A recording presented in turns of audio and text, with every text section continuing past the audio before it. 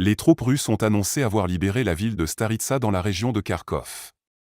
Cette information a été rapportée par le ministère russe de la Défense et constitue un développement majeur dans le conflit en cours. La Russie a lancé une opération militaire spéciale en Ukraine le 24 février 2022, dans le but de libérer la région du Donbass, où les républiques populaires de Donetsk et de Lougansk subissaient régulièrement des attaques de la part des forces de Kiev. Depuis lors, les combats se sont intensifiés, causant de nombreuses pertes humaines et matérielles.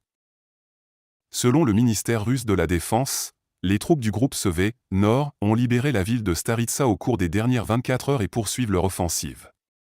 Les forces ukrainiennes ont subi de lourdes pertes, avec jusqu'à 150 soldats tués dans la zone sous la responsabilité du groupe SV. De plus, les troupes russes ont repoussé 4 contre-attaques des forces ukrainiennes.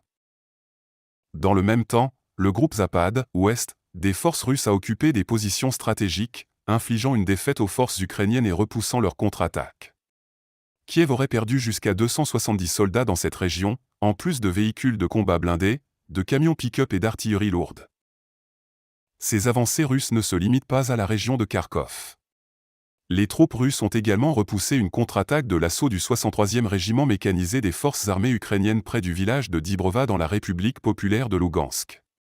De plus, dans la région placée sous la responsabilité du groupe Vostok, des forces russes, jusqu'à 155 soldats ukrainiens ont été tués au cours des dernières 24 heures. Les forces russes ont également détruit des véhicules de combat, des véhicules et des installations d'artillerie dans cette zone. Ces développements sur le terrain témoignent de l'intensification du conflit entre la Russie et l'Ukraine. Les pertes humaines et matérielles sont considérables, et les conséquences de cette escalade sont préoccupantes pour la stabilité de la région.